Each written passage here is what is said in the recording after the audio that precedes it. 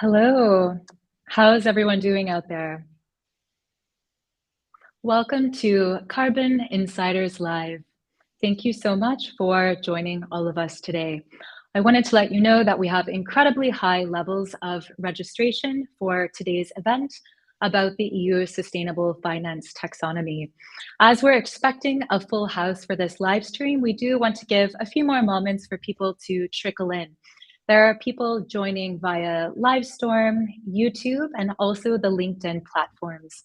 And given the very high demand and high levels of registration, it's clear that how to deal with the new requirements around climate change mitigation and the circular economy in relation to the EU Sustainable Finance taxonomy are of great interest to all of you.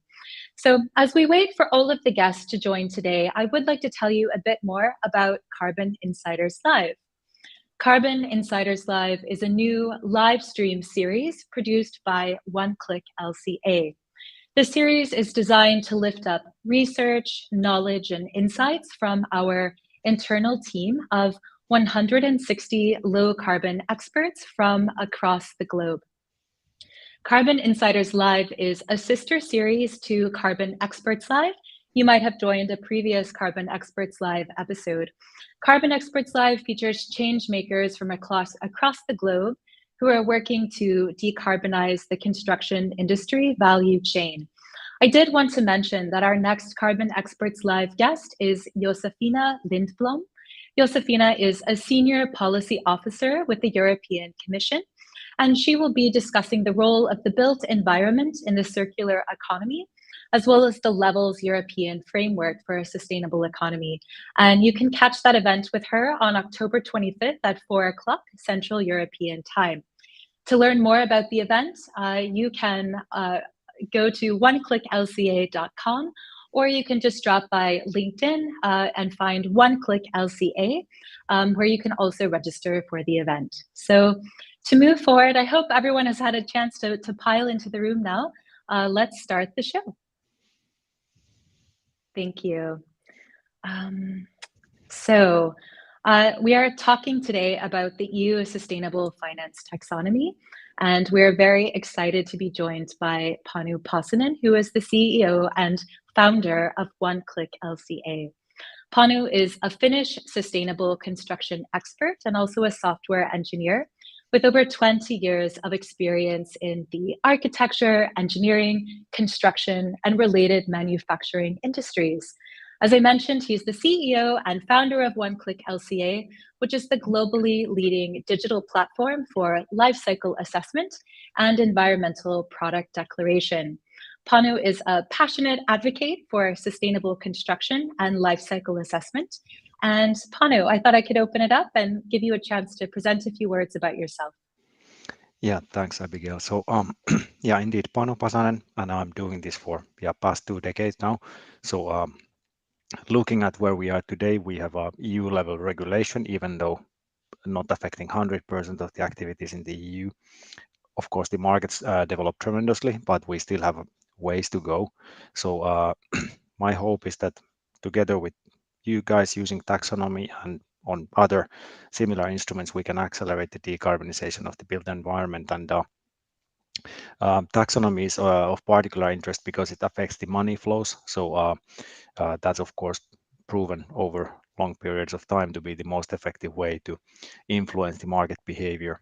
So taxonomy can be a powerful vehicle, and we've been very excited to follow and contribute also to the work ongoing with European institutions on taxonomy and numerous others. And of course, I've been able to contribute in my small way to that end as well.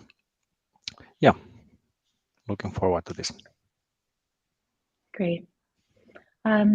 We can proceed. I wanted to quickly introduce our production team. I'm Abigail. I am the host of Carbon Insiders Live. We have April Wynn backstage. She is our technical producer, enabling all of us to live stream this event. And Asha Ramachandran and Stephen Zielstra are today's moderators. So what are moderators?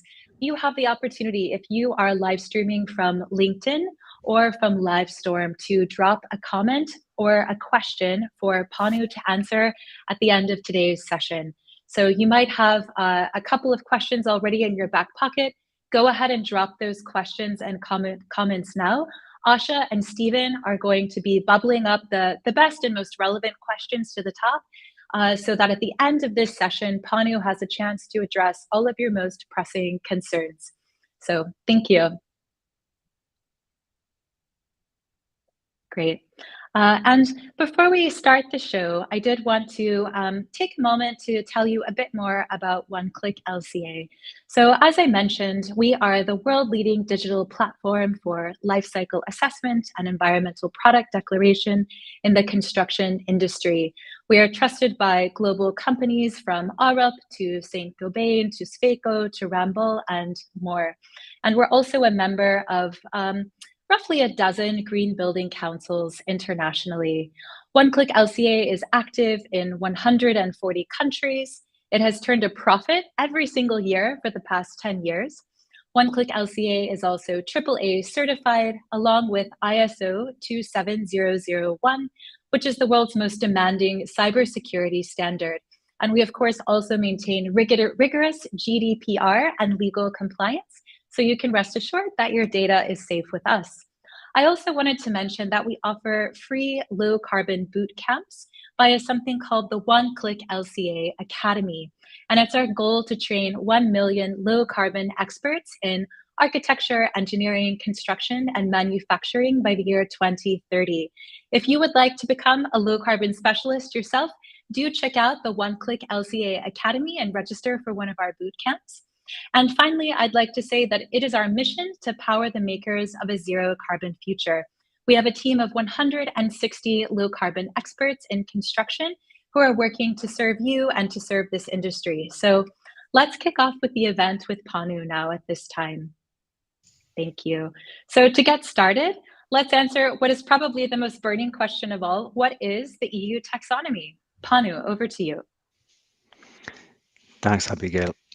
So EU Sustainable Finance Taxonomy is very simple. It's a classification system for sustainable economic activities. It's not a ranking system. It's not a rating system. It's a binary classification, sustainable or not. And how that works is that it's set in law, and there are multiple different environmental objectives in the taxonomy.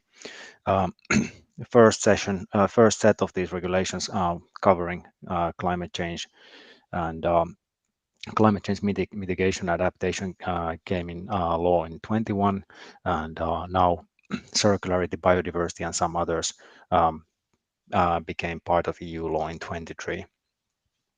And why this is important? Because it's a tool basically for people who move money, who create financial instruments, who issue debt, who issue, who invest in equity, who fund your project, for example, if you happen to be in the construction. That allows them to have a very clear yes or no, sustainable or no rating as applicable by EU taxonomy.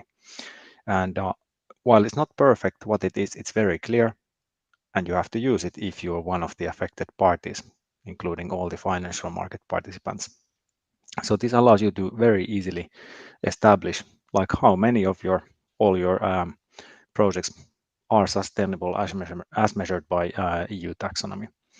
And because what's sustainable depends fundamentally by sector. All the benchmarks defined in the taxonomy, they are sectorally specific, and some of them are even very specific, others are covering broader sectors. So up or down, taxonomy tells you whether it's sustainable or not, as determined by the platform for sustainable finance, comprising of independent experts working on setting these rules.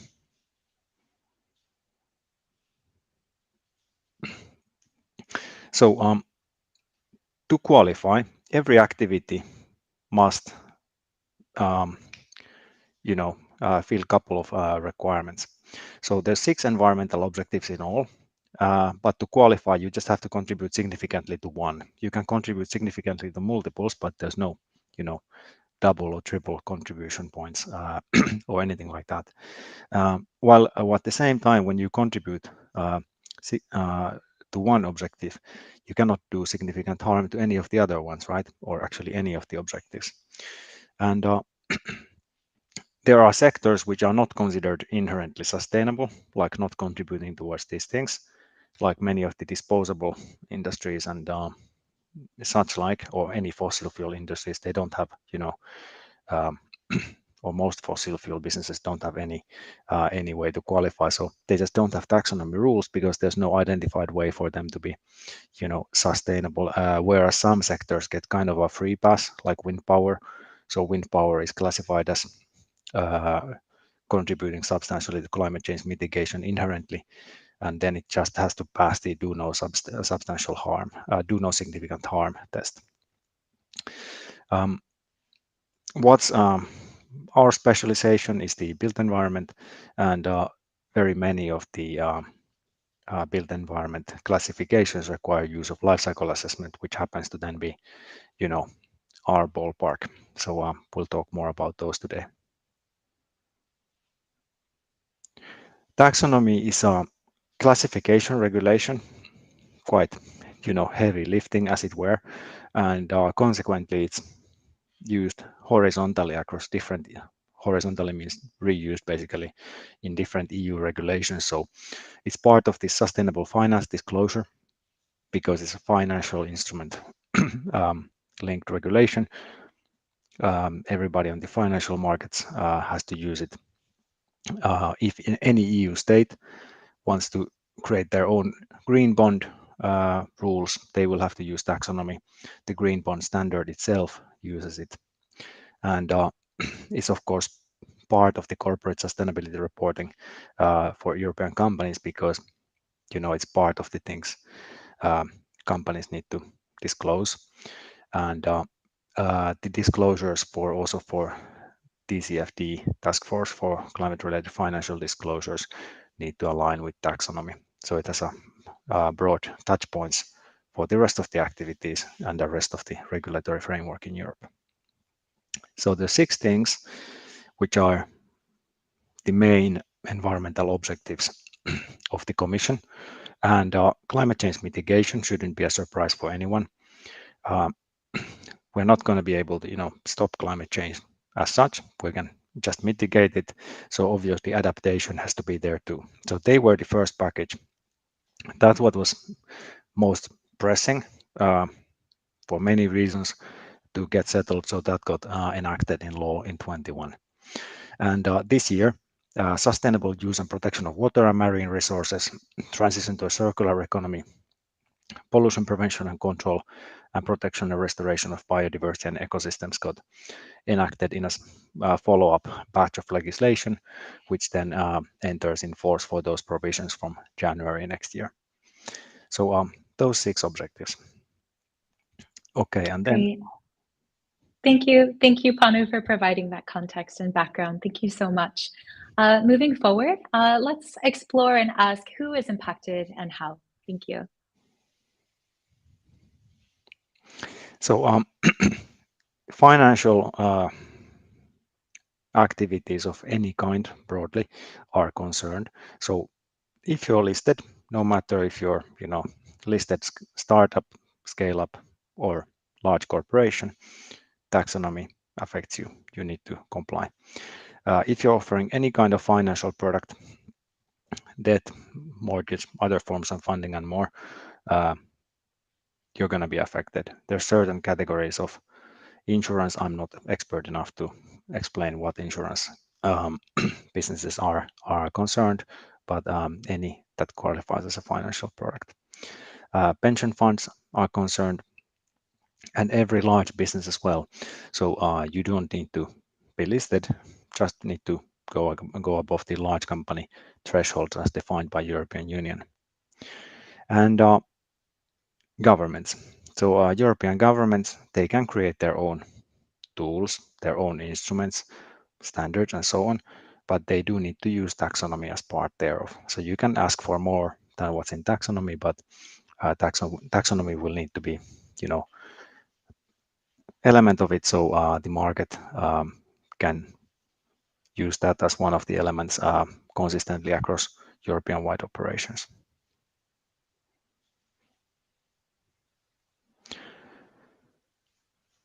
If you're one of the companies who has to report on taxonomy, you need to disclose how much of your turnover aligns with taxonomy.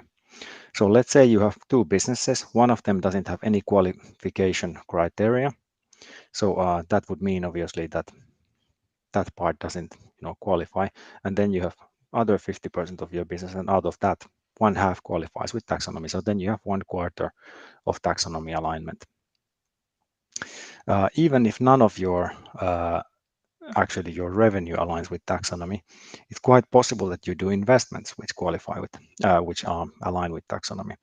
So for example, if you invest in new buildings or new infrastructure which do have very clear taxonomy requirements, you do need to classify them as aligned or non-aligned, right, in the capex and or capital expenditure, and that basically applies then to you irrespective of your industry, because you invest in buildings, for example, in this example. Also, operating expense, if you do have operating expense that goes into those categories, many of the taxonomy activities are capital expenditure linked, but not all of them. So there are also quite a few operating expense categories that can be taxonomy aligned. No double counting. So everywhere where you could align with multiple environmental objectives, you need to split your stuff and then add up the subtotals. So you don't get double points for qualifying for two things.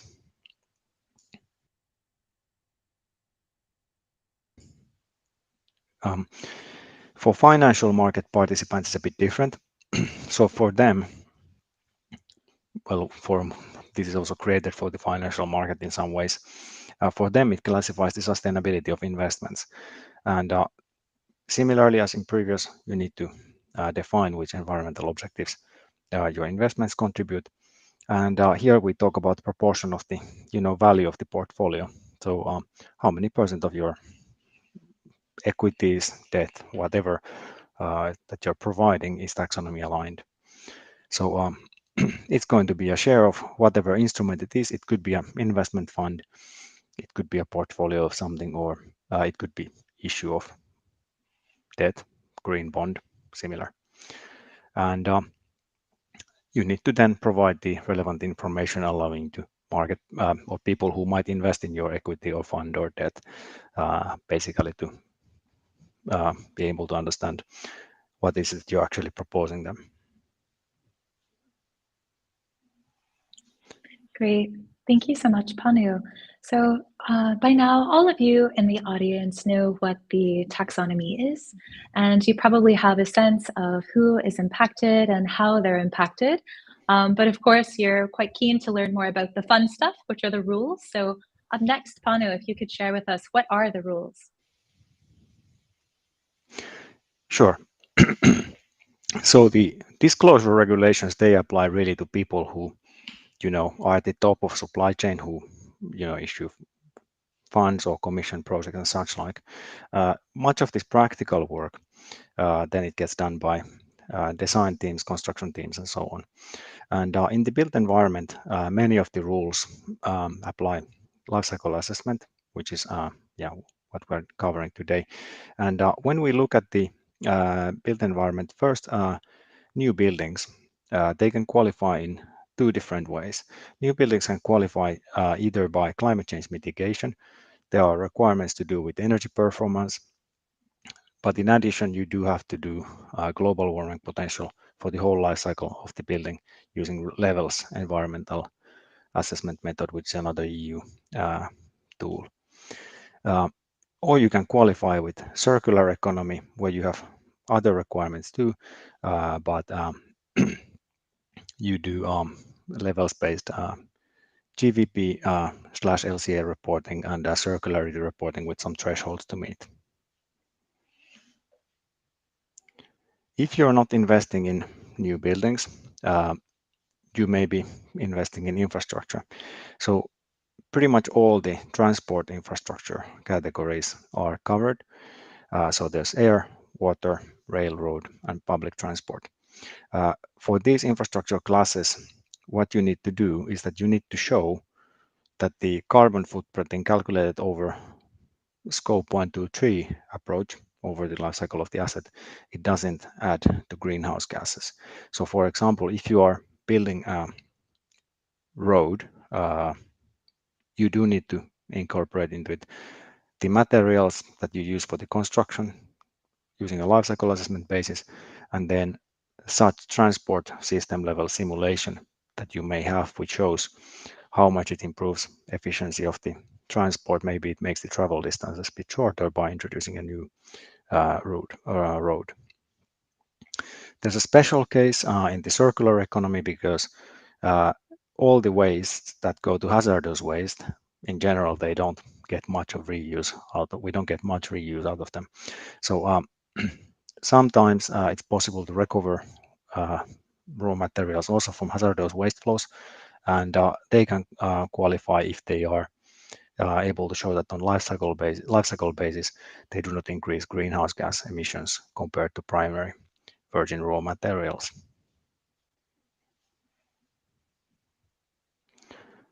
Of course, built environment is a major consumer of energy, and many of these novel energy forms, they are kind of decentralized. So taxonomy also allows classifying decentralized forms of, well, they don't have to be inherently decentralized, but most of them de facto are decentralized forms of energy under taxonomy. And the rules there, they are kind of very simple. So if you have hydro, geothermal, renewable, non-fossil fuels, or if you have cogeneration from geothermal or heat and cool from geothermal energy, all of these can qualify, but only if you can show that the life cycle greenhouse gas emission limit for these energy supplies is not more than 100 grams of CO2 per kilowatt hour energy produced. Same for electricity and heat and cooling. Of course, built environment uses copious amount of materials, and manufacturing sector links inherently very strongly to the built environment. So in manufacturing, there's a few different sets of rules.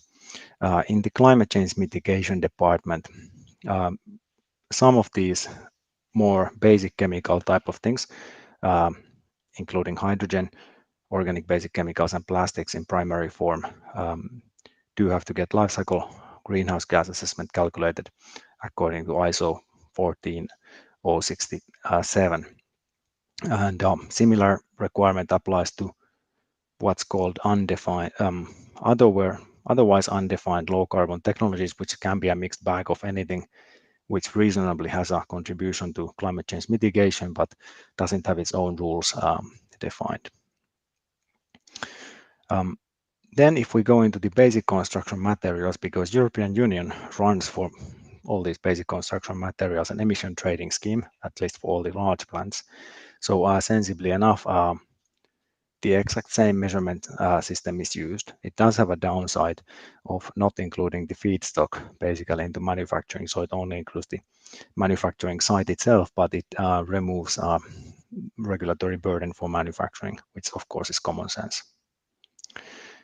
We have two more manufacturing industries which have specific, rules which are, let's say, life cycle based. So one of them is circular economy contribution from plastic packaging goods using recycled feedstocks. So they need to use life cycle assessment based on ISO 14067 again. And in pharma, is under pollution prevention and control. And there, of course, the risk is that pharmaceutical compounds could get into water and cause damage to ecosystems through that. Here, the assessment that you do is not life cycle assessment, but it's life cycle assessment for water footprint according to ISO 14046. Sorry. So those are the manufacturing sector applicable rules based on LCA. Great, thank you, Panu. So I think we have now a pretty clear overview of the rules for buildings and infrastructure, energy supply, and manufacturing. And what we're going to do next is kind of dive deep into each segment of these qualifications and explore the topics one by one. I wanted to mention that if you have any questions at any point, you are live streaming from either Livestorm or from LinkedIn, please drop your questions as a comment, and our team comprised of Stephen and Asha are going to prepare these for Panu to answer at the end of the show. Panu, how can buildings qualify? Yeah, so existing buildings can't, but construction of new buildings or renovations can. So in this sense, for new buildings, we have here climate change mitigation approach, which is the first environmental objective, and there you need to do two things really. One of them is to do with global warming potential. So you need to calculate the global warming potential for the building for each stage of the life cycle. And this result must be disclosed on demand, and you need to follow the core European standard EN 15978 in this. And you do need to apply the scope, which is defined in the EU's levels framework for the relevant indicator. This provision is applicable for buildings over 5,000 square meter. The second part is that you need to take, care with your material flows. So you need to reuse at least 70% of the non-hazardous construction and demolition waste, or recycle it. Backfilling counts. So as long as you substitute primary materials. So if you can't invent a use case for it. You need to find an actual need for your backfills. At the same time, you need to ensure that the materials that are going to come out of the building at the end of the, its useful life cycle or in connection with the next renovation, you have considered design for disassembly and adaptability. There's no measurement or metric for it, but it guides you to follow standards such as ISO 20,887. So a bit less specific on the third item, but clearly important.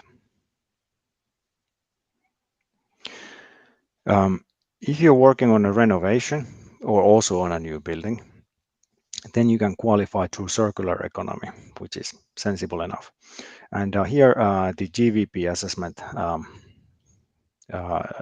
is applied similarly. The methodology must follow EN 15978, same scope, but the requirements for construction and demolition waste reuse or recycling are much higher. So over 90% for new buildings, and for renovations over 70%. Typically in renovations you have much more contaminated fractions than in new builds. So this is sensible enough, but quite feasible. Just requires planning and diligence in the work, at least for new buildings. If you happen to have a house with asbestos that you're gonna renovate, maybe you won't qualify for taxonomy, but less of those around nowadays, luckily.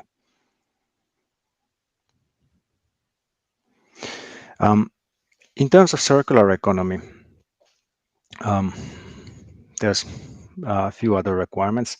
So you have to incorporate design for adaptability and deconstruction. You can use levels approach to do that. I mean, fairly unspecific again.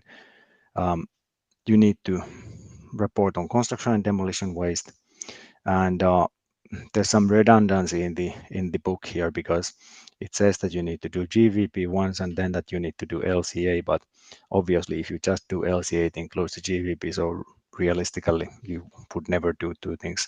You just do one of them and get both covered in one. So that's the book for new buildings and renovation based on circular economy.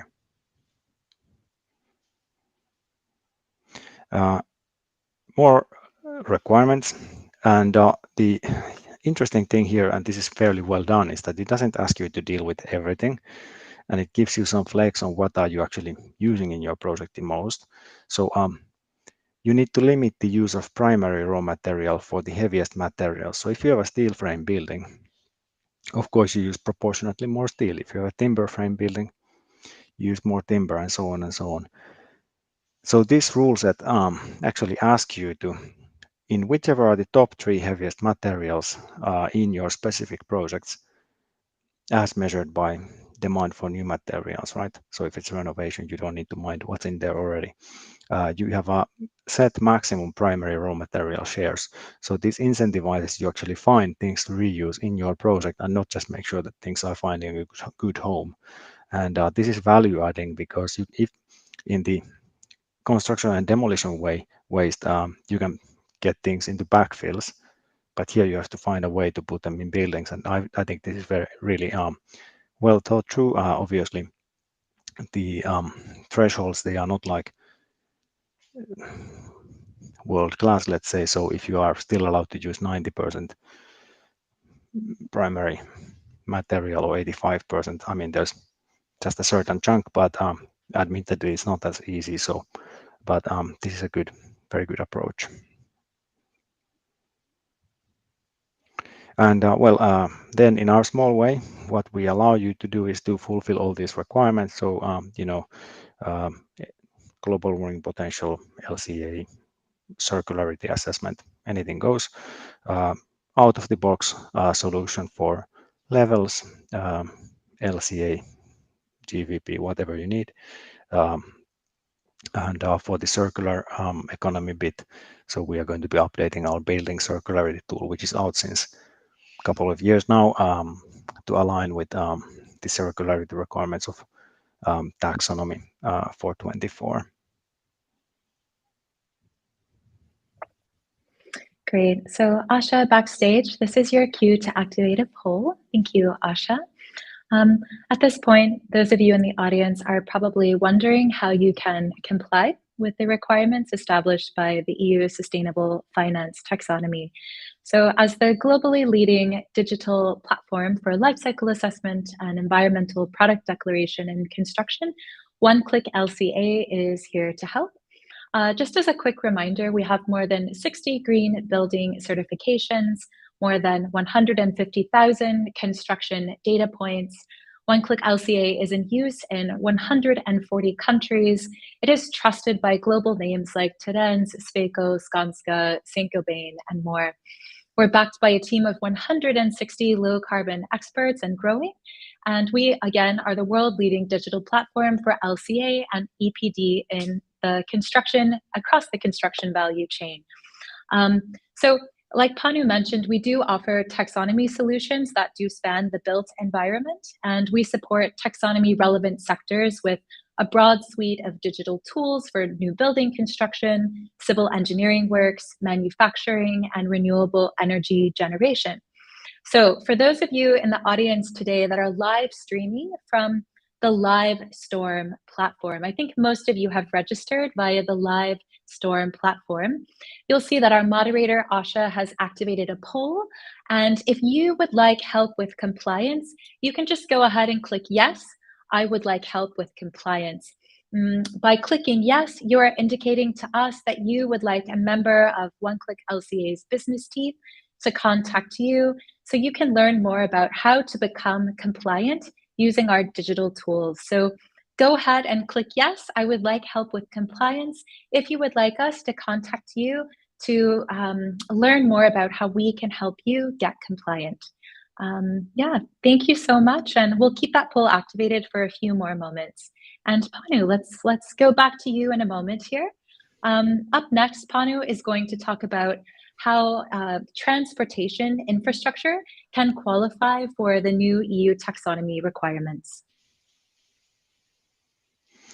So in the transport infrastructure category, there's rail, roads and public transport, water transport, and zero carbon aviation infrastructure, which is not like super narrow definition. So it's anything enabling zero carbon aviation. So whatever shape or form it takes. In the water transport, dredging is out. Very high environmental impact there, so that can never qualify. But pretty much anything else goes in these categories. Yeah, that's it. So very broad and consistent rules. Irrespectively if you're building or if you're renovating infrastructure, you can pursue compliance with climate change mitigation. And how you pursue compliance with climate change mitigation environmental objective is that you need to do greenhouse gas assessment for scopes 1 to 3 using the greenhouse gas protocol classification. And how you do that is, well, I mean, you can do that actually all with just OneClick LCA tools as well. Of course, you can do it some other way, but basically it consists of life cycle assessment of the project itself, and then system change that you're seeking to achieve. So, for example, if you are able to substitute one form of transport or shorten transport distances or move people to the public transport thanks to public transport infrastructure, all of these options are viable, and you need to show that it doesn't lead to additional relative greenhouse gases, and it doesn't like spell out what is relative. So you need to come up with your own relative. The common sense relative is usually population, so assuming steady population, because many urban areas that invest in infrastructure also have a growing population. So your, net emission may actually grow if you're having 25% more passengers, let's say, in a couple of, well, 2 decades, let's say. So relative basis, think of it as a fair, fair-minded assessment what's relative. You do need to climate proof your infrastructure so it can be used. That's a basic requirement in terms of adaptation. So not spelled out very clearly either. And obviously the climate proofing risks are very different in lowlands close to sea and where you can have storm surges and whatnot than somewhere else, but go with the appropriate practice where you build, yeah. And same requirement then for non-hazardous construction and demolition waste, reusing and recycling, including backfilling, 70% minimum. Hazardous waste processing can qualify through circular economy. So here, if you're building a plant like that's dedicated to processing of hazardous waste for material recovery, so suppose just as a very practical example, if you have old paint cans, I mean the paint itself is hazardous, but the metal is not. So you can, for example, process them so that you incinerate the paint fractions, but you recover the metal. One very practical example. If you are able to show that on a life cycle assessment basis doesn't increase greenhouse gases compared to the production of equivalent primary raw materials, you can qualify for EU's taxonomy as a sustainable activity. And to do that, you calculate the life cycle greenhouse gases against ISO 14067 and get them verified by an independent third party. So this is the first one where we have third-party verification. So as opposed to buildings and new transport infrastructure, sustainable hazardous waste processing and many of the following ones also apply a third-party verification. And for infrastructure, the assessment tools OneClick LCA provides, they are based on European and international standards in context of taxonomy. We would then base them on European standards, which give you the data, which can be also spun out in the form of greenhouse gas scope 1, 2, 3 reporting.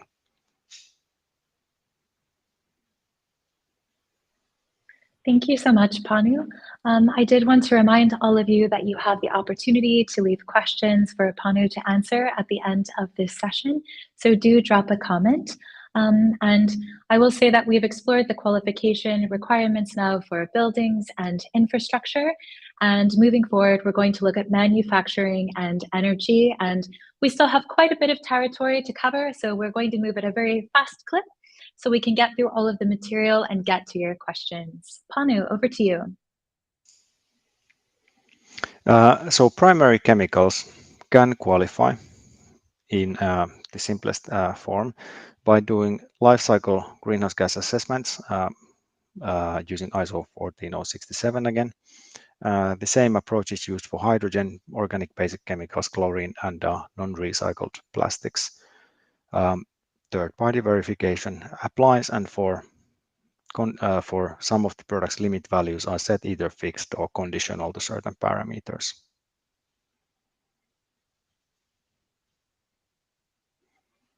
In the low carbon technology and ICT solutions, they need to show in whatever way the use case mandates that they achieve substantial life cycle greenhouse gas emission savings, and they need to be calculated based on ISO 14067 and verified by independent third party. So for example, when we are going to be over 500 people company, we can do that using this standard, and I mean, we believe we have a good case for showing that life cycle assessment software qualifies for climate change mitigation. Many other tools do. So if you have a case like that, go ahead. Plastic packaging goods can contribute to circular economy when they are made from chemically recycled plastic feedstock. But to do that, they need to show that they are lower emissions than equivalent primary plastic. So again, calculate greenhouse gas emissions using ISO 14067 and get them third-party verified. Construction commodities, as stated before, they do have thresholds here.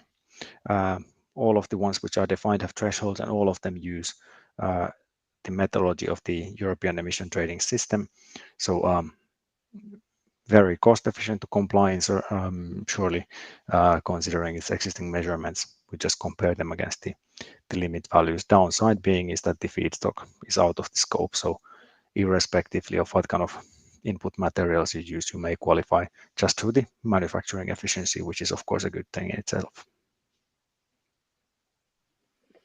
Great. So we are almost there. Energy supply qualification is the very last section of this live stream, after which we are going to open up the floor for your comments and questions related to the EU Sustainable Finance Taxonomy.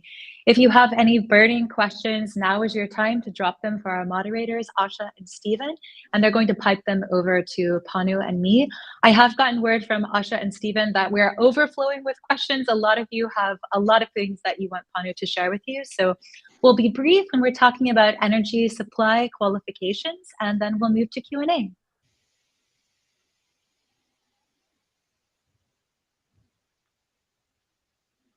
Oh, good.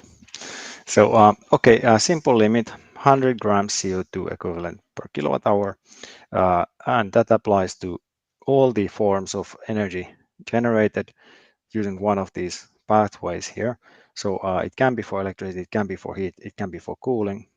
Always you need to calculate it with ISO 14067 and get it verified by a third party. There are a few forms which are not included, which get a free pass from this because they are considered always to be safely below the threshold, wind and solar. Whether it's true or not, I mean, don't matter for taxonomy purposes, this is how it works. So for these forms of energy, if they are, for example, part of your district project or similar, you can prove their performance using this approach for EU taxonomy purposes.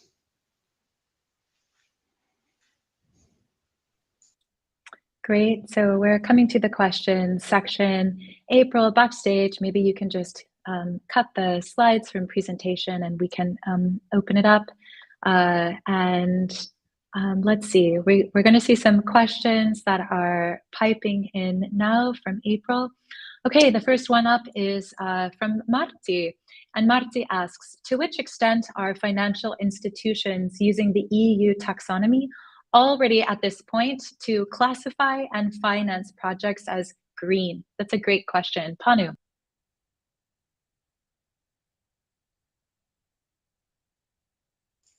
Sorry. So I haven't seen that many specific new instruments which are linked to taxonomy, but all the financial institutions do report on alignment and they pull together data from their projects, but they are not like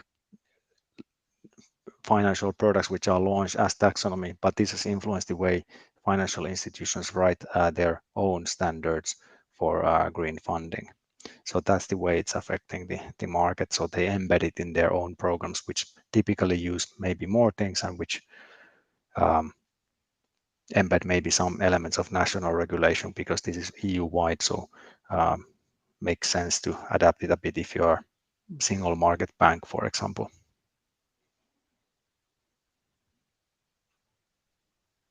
Great. Let's see. Okay, from Renault.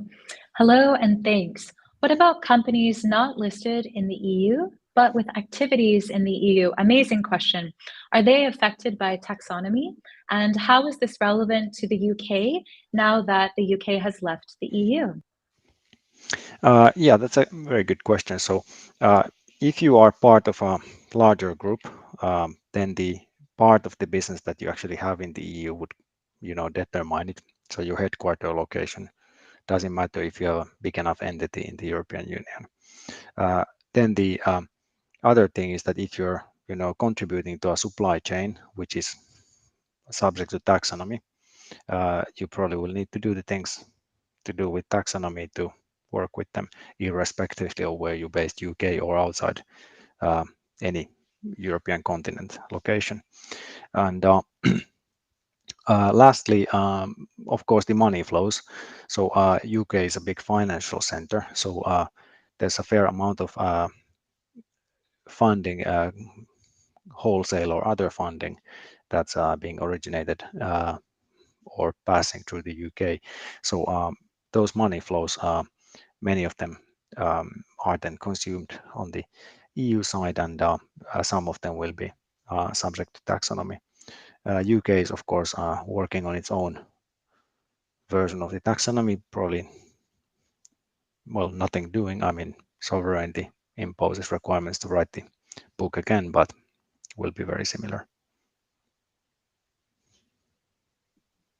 Thanks, April. So Marian asks, when designing a building, how can we ensure CDW will be reused/recycled? And while steel's value makes it straightforward, what about other materials? And finally, is there a document ensuring reuse and recycling standards? Thanks. A good question. So most important thing here is to consider whether you actually can disassemble it economically. So how do you connect materials, and how do you, allow them to be identified where to undo the things matters. So starting from very, very basic things like when you do internal walls and you put gypsum boards, just make sure you use screws, because screws can be undone without destroying the gypsum board. And second, if you can make it easier to locate them, it's even better. Avoid using glue when you don't have to fix things. If you can use something that's undoable, then you don't have to mix the waste stream, because it's very hard to reuse something combined of two materials plus glue, which is a chemical. So that makes it very tricky. And when you use structural materials, yeah, indeed, steel is very easy.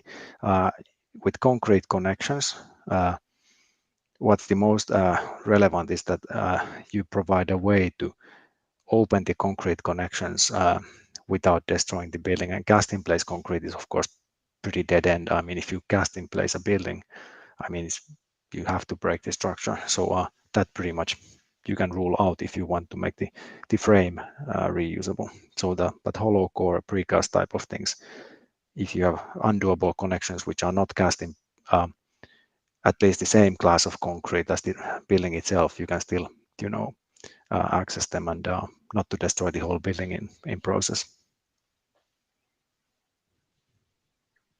Thanks, April. So Rodrigo asks or says, as an ESG real estate consultant, I've done EU taxonomy reports for various assets. Yet I'm unsure how firms disclose this alignment and to whom. Nice.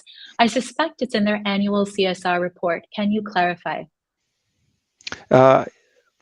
It's actually, companies are mandated to disclose it, but they are not mandated to disclose it in the CSR report. But we'll be covering the Corporate Sustainability Reporting Directive, so I'll be sure to answer your question specifically at that time, because it links to the Corporate Sustainability Reporting Directive.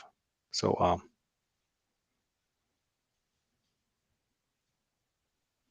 Thank you. Laura asks, how can we prove that 70% of CDW are reused or recycled? Building is not supposed to be demolished before 50 years. good question. Right. So as it pertains to the construction project you undertake then. So the renovation project or the new construction project you undertake then, like now, and the end of life of the building, you cannot prove indeed. So you need to prove that what you do on the job site today will be meeting this requirement. Okay, Devani asks, does 100% of the capex of a new building need to align with taxonomy requirements? Would having one carpet that does not meet the VOC requirements mean all the capex is considered not aligned?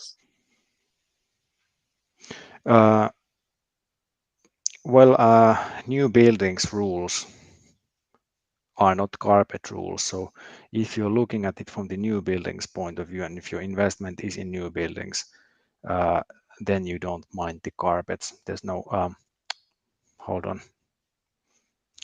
I don't remember if there's an indoor air pollution, but but if there's a do no substantial harm on the pollution prevention and control relating to VOCs from carpets, then it would exclude it.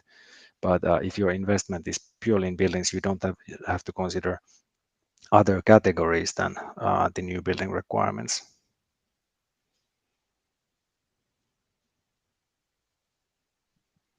Marcel asks, for existing buildings, do you recommend specific tools to assess the top 15% with regards to energy efficiency within Europe?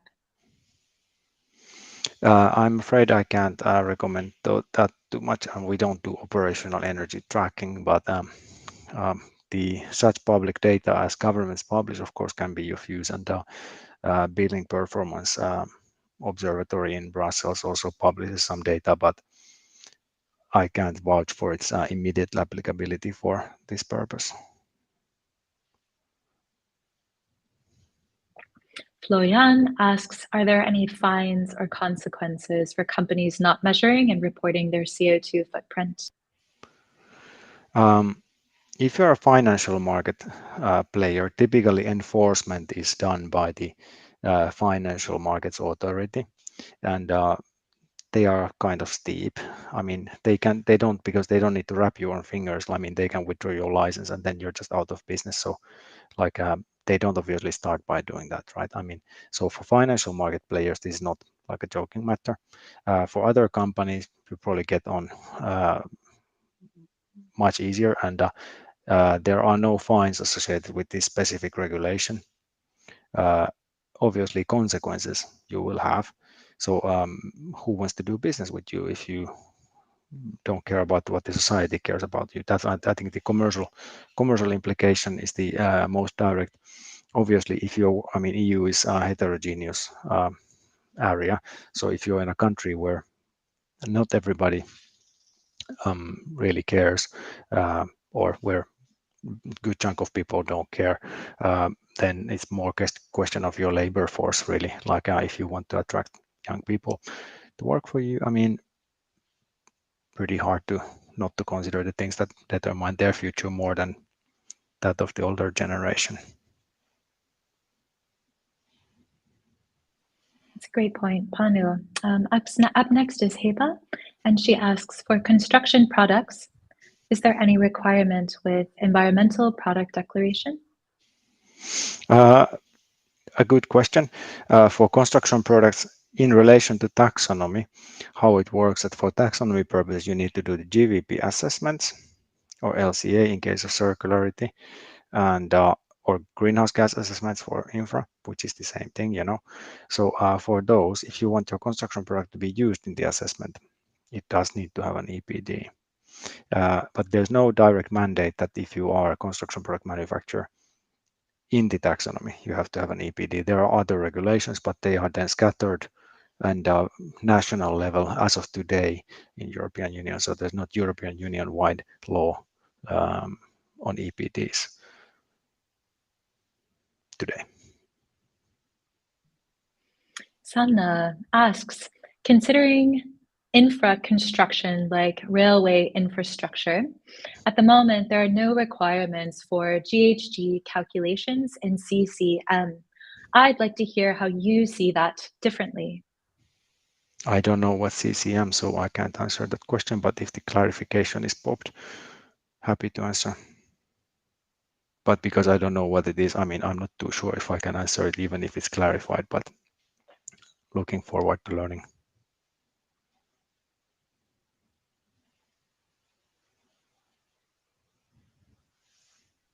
Next question, April, could you pop that up, or are there more questions coming? Okay, questions coming.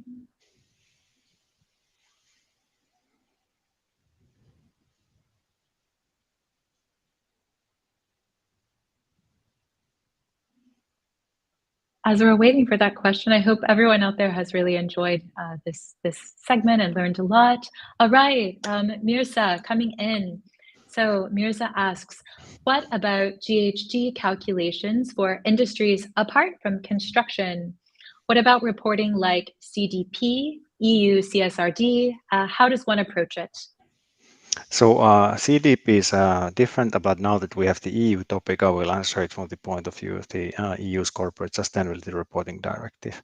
So the Corporate Sustainability Reporting Directive says that you need to report on the things that are material for your business, either from the point of view of your business environmental impact or the finance, like the profit and loss statement, basically, if it's most of your revenue, if it's most of your cost. And there greenhouse gas reporting is one of the things mandated there, but it's always dependent on materiality. So there are businesses where it's not material, they are just typically like very labor-based businesses. So if you're, for example, manpower, for example, who basically does rental stuff, I mean, they don't have huge footprint in terms of carbon. So, for them, it's probably not their most material impact. But for any businesses where it's material, they do need to do that under the Corporate Sustainability Reporting Directive.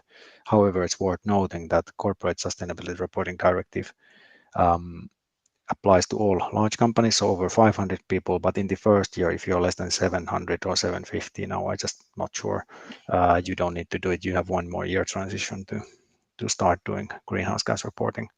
And CDP is, of course, then voluntary. So you do it, you don't do it, it's discretionary, of course, unless you get out of business by not aligning to CDP, which also can happen. Yeah. And I just wanted to say that given the time, we just have a few minutes left. So I think this will be our final question. Panu, would you like to continue taking questions or would you like to say this is the last? Let's take this the last, but what I would maybe say is that, we are going to publish an article shortly, aren't we? So which covers not every detail. I mean, not the CCM one, because first I heard of it, but so there's an article which has more information. So that can probably be a good reference. That's great. That's great. So Sidonie asks, what is the baseline for the 70% reduction of raw materials? What is it measured against? So I believe this relates to the circularity alignment for new buildings, because that's the only one. So there is the primary material share. This can be understood in two different ways. So I believe it's related to the circularity.